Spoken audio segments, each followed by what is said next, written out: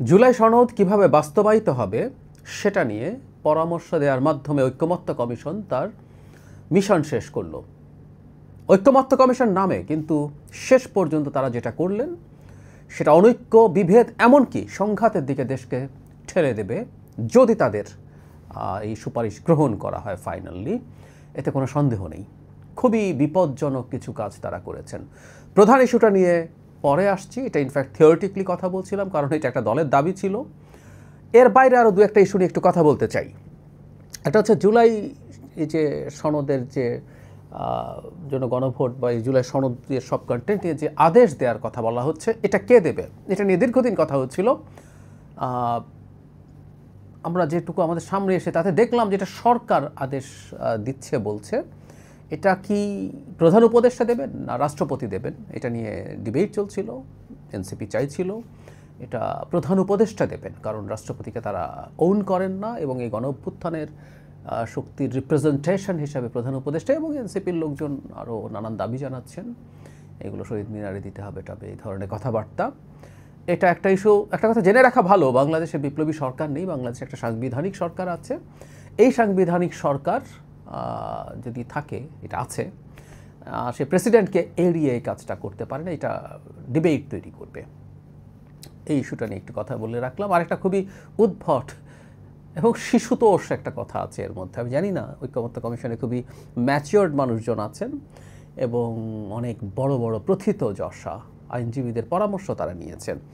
জুলাই সনদ বাস্তবায়ন নিয়ে যেটা বলা হয়েছে সেটা হলো এরকম, 270 দিন সময় দিয়েছেন তারা। যদি গণভোটে বিজয়ী হয় তাহলে 270 দিন মানে 9 মাস সময়ের মধ্যে এটা করতে হবে। মানে 9 মাস কেন তাও বুঝলাম না, কারণ এখানে তো কোনো ডিবেট হবে না। সব ডিবেট আগে হয়েছে, তারা এসে এটাকে পেপার ওয়ার্ক করে শেষ করে এটাকে সংবিধানে পাশ করিয়ে নেবেন। সব তো বলাই হয়ে গেছে। এখানে নতুন করে আবার বাকবিতণ্ডা বিতর্ক করে করে নতুন কোনো সংশোধনী সেটা সুযোগ নাই। গণভোটে পাশ তো হয়ে এসছে যে ওই সংস্কারগুলোই হবে। আচ্ছা, তারপর যেটা হাস্যকর কথা লাগলো আমার কাছে সেটা হলো, যদি 270 দিনের মধ্যে না হয় তাহলে কি হবে? এটা নাকি স্বতঃস্ফূর্ত বা অটোম্যাটিকলি এটা কনস্টিটিউশনে চলে যাবে। তো প্রশ্ন হচ্ছে, এই কনস্টিটিউশনটাকে কে নিয়ে যাবে? মানে একটা সরকার ক্ষমতায় আছে, সে বিমাতা সুলভ আচরণ করছে জুলাই সনদের সাথে, তারপর এটা অটোমেটিক হয়ে যাবে। কে করবে? এই সরকার তো করছে না, যে সরকার ক্ষমতায় থাকছে, কারণ তারা পার্লামেন্টে এটা করতে দেয়নি, বিল আনেনি, এসব কাজ করেনি তারা। তো কে করবে? ঐক্যমত্য কমিশন এসে তার দায়িত্বে সংবিধান ছাপিয়ে বিলি করবে? উচ্চ আদালত করবে? উচ্চ আদালত করা যায়, করতে পারে। কেউ যদি রিট করলে এটা করলো না কেন? তো করতে বললো। তারপর মাজদার হোসেন মামলা 1999 সালে আপিল বিভাগের রায় হয়েছিল। তারপর 2 বছর আওয়ামী লীগ ক্ষমতায় ছিল, তারপর 5 বছর বিএনপি ক্ষমতায় ছিল। সেই 12 দফা সুপারিশের একটাও পালিত হয়নি আপিল বিভাগের রায়ের পরে। ওই দুটো সরকার কিন্তু হাসিনা সরকারের মতো ছিল না, মানে পরের হাসিনা সরকারের কথা বলছি। গণতান্ত্রিক সরকার ছিল, নির্বাচিত সরকার ছিল, ভালো নির্বাচনের মাধ্যমে। তারাই পালন করেননি। 1/11 সময় একটা হলো এবং বাকিগুলো নিয়েও গড়িমসি এখনও অনেক ঝামেলা আছে। আমরা বিস্তারিত যাচ্ছি না। বিচার বিভাগ পৃথকীকরণ এখনও আসলে সেই অর্থে শেষ হয়ে যায়নি এত বছরেও। তো ফলে কিভাবে হবে এটা? এবং তারা অটোমেটিকলি যদি কিছু হয়ে যায় তাহলে এটা আবার 9 মাস সময় দেওয়ার দরকার কি ছিল পার্লামেন্টকে? আমি আসলে খুবই অবাক হয়েছি এগুলো শুনে। মূল সংকটের জায়গাটাতে আসি। মূল সংকট হচ্ছে আসলে গণভোট কিভাবে হবে। এটা এনসিপির দাবি ছিল, সেই দাবিটা জামায়াত বা অন্যান্য দলেরও ছিল, কিন্তু শেষে এনসিপি শর্ত দিয়েছিল। তো সেটা থাকার কারণে আমরা তখনই এই আলাপটা করছিলাম যে এনসিপির সবচেয়ে, আমি অনেকবার আমার ভিডিওতে এটা নিয়ে কথা বলেছি যে এটা অত্যন্ত অ্যালার্মিং একটা বিষয়, যেটা তারা বার্গেইনের জন্য করছে কিনা সেটা জানি না, কিন্তু যদি নিশ্চিতভাবে করে থাকে এটা প্রবলেম তৈরি করে, এবং আমরা অবাক হয়ে দেখলাম সেটাই করা হয়েছে। সেটা হলো সংবিধান সংস্কারের যে ইস্যুগুলো আছে 48, if I am not wrong, এর মধ্যে এই 48টা মধ্যে কারো না কারো কিছু না কিছু নোট অফ ডিসেন্ট আছে। বিএনপির 9টায় আছে, এনসিপিরও একটা আছে। এনসিপি সম্ভবত নারী সদস্য যে 5% সেটাকে তারা, মানে সাধারণ মনোনয়নের 5%, তারা সেটাকে নোট অফ ডিসেন্ট দিয়েছেন আমার যতদূর মনে পড়ে। যাই হোক, অন্যান্যদের একটা দুটো করে আছে। এখন নোট অফ ডিসেন্ট তুলে দিয়ে গণভোট করা হবে, এবং গণভোট করার এইটার প্রবলেমটা কোন জায়গায়? প্রথম কথা, গণভোট কি বিএনপি মেনে নেবে? কেন মেনে নেবে এই প্রশ্ন করছি, এটা নিয়ে আমি পরে আসছি। কিন্তু যদি এই ভোটটা এভাবেই হয়, নোট অফ ডিসেন্ট থাকবে না প্রতিটা কোনোটার মধ্যে, মানে নোট অফ ডিসেন্টের সংস্কারগুলো থাকবে না তা না, নোট অফ ডিসেন্ট থাকবে না, ওই সংস্কারগুলো থাকবে। এরকম ফরম্যাটের একটা গণভোটে যদি বিএনপি পার্টিসিপেট করে তাহলে কি দাঁড়ালো, এর পরবর্তীতে ক্যাম্পেইনের ক্ষেত্রে কি হবে? বিএনপি নার জন্য ক্যাম্পেইন করবে, মানে বিএনপিকে নার দিকে ঠেলে দেওয়া হচ্ছে। বিএনপি নার ক্যাম্পেইন করলো, তার সাথে আওয়ামী লীগ বর্ণ অনেকেই বিএনপি না মানে হলো কিছু ক্ষেত্রে আওয়ামী লীগ তো চাইবেই যে সব কিছু না করে দেই, তো সে না করে দিল, তাহলে যদি না বিজয়ী হয়ে যায় এই যাবতীয় সব সংস্কার বাতিল হয়ে গেল না?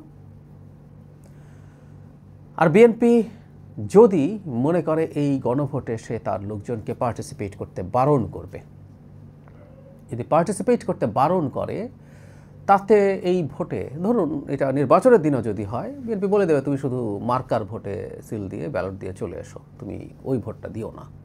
আগে হলো একই কথা, তখন বলতেই পারে।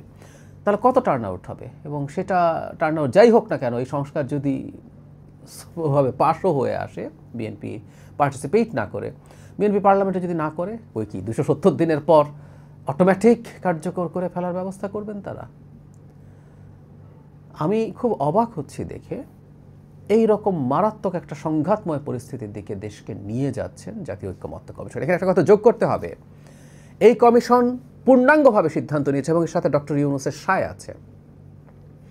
গতকাল ঐক্যমত্য কমিশন পূর্ণাঙ্গভাবে বসেছে, আজকে কিন্তু প্রধান উপদেষ্টার সাথে কাছে জমা দেওয়া হলো, কিন্তু এর আগের দিন তারা ঐক্যমত্য কমিশন হিসেবে বসেছেন এবং প্রধান উপদেষ্টা হচ্ছেন এই কমিশনের চেয়ারম্যান। সো গতকালই তারা সিদ্ধান্ত নিয়েছেন, তারা এটা অ্যাগ্রি করছেন। ডক্টর ইউনূস এটার সাথে অ্যাগ্রি করেন। অথচ বহুবার বলেছি, ডক্টর ইউনূসের কেউ ইন্টারভিউটা ইউটিউবে পাওয়া যায়, দেখে নেবেন, মাহফুজা নামের সাথে ইন্টারভিউতে স্পষ্টভাবে বলেছিলেন সংস্কার প্রসঙ্গে এভাবে, তখন কমিশনগুলো তৈরি হয়েছে, ভবিষ্যতে কেউ তিনি বলছেন সংস্কার ওরা রিপোর্ট দিবে, রিপোর্ট দেওয়ার পর যদি 100টা সংস্কারের প্রস্তাব আসে, এর মধ্যে যদি 10টা ঐক্যমত্য হয়, 10টা আমরা কার্যকর করে নির্বাচনে যাব, আর যদি একটাও কেউ না মানে সংস্কার ছাড়া নির্বাচন দিয়ে দেব, একদম স্পষ্টভাবে বলেছেন। অথচ তারাই এখন ভিন্ন জায়গায় গিয়ে দাঁড়িয়েছেন। অনিবার্যভাবে এটা দেশকে একটা সংঘাতের দিকে ঠেলে দিতে যাচ্ছে এবং এটা পরিকল্পিত মনে করার যথেষ্ট কারণ আছে এবং সেই দিকে আমরা এগিয়ে যাচ্ছি সম্ভবত। আমি আশা করি সরকার এর পথে হাঁটবে না, কিন্তু ওই যে বললাম, সরকার প্রধান তো এটা দেখেছেন গতকালই, মানে পরশু দেখে তারপর এটাকে এন্ডোর্স করেছেন, এটাকে সাবমিট করতে বলেছেন। কি হতে পারতো? অনেকবার বলা হয়েছে, আবারও বলি, নির্বাচনটা, গণভোটটা একই দিন হলে ভালো হয় নির্বাচনের দিন। তাতে কি সুবিধা? একটা হলো লজিস্টিক্সের সাপোর্ট কম লাগবে। এবার আমাদের খুবই ভালনারেবল একটা আইনশৃঙ্খলা রক্ষাকারী বাহিনী আছে, তার মাধ্যমে নির্বাচন করা কঠিন। দুটো জাতীয় পর্যায়ে পরপর দুটো নির্বাচন অল্প সময়ের মধ্যে করা খুবই কঠিন হবে। তো সেই প্রেক্ষাপটে একই দিন হতো।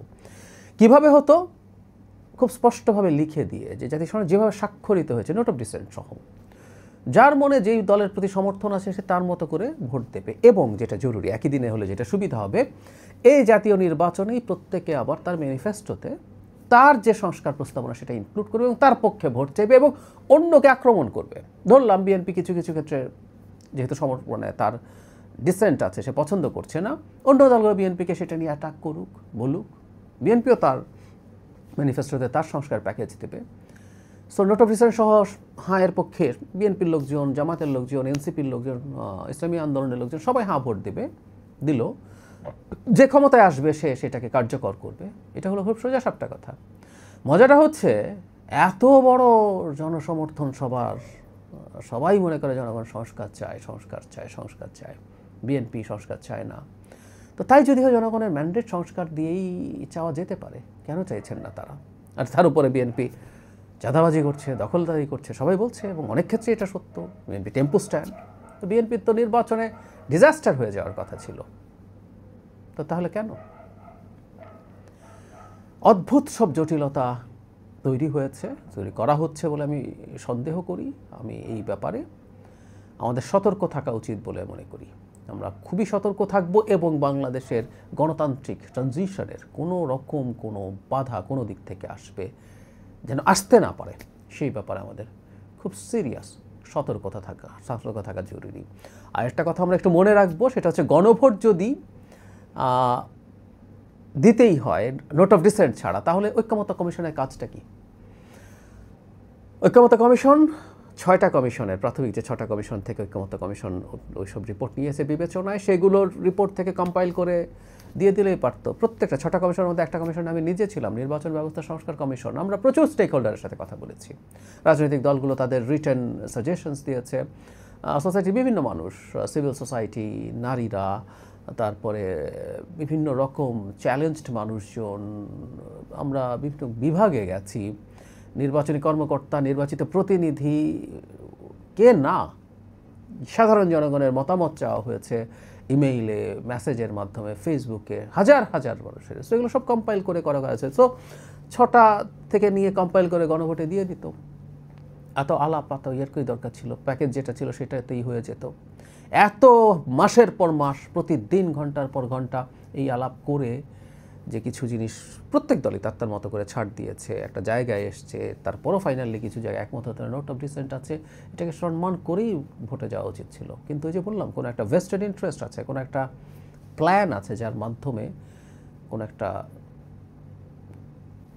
অস্থিতিশীলতা তৈরির চিন্তা কারো থাকতে পারে, এবং আমি এটাকে এভাবেই রিড করতে চাই। এটা খুবই অ্যালার্মিং, আমাদের সতর্ক থাকতে হবে।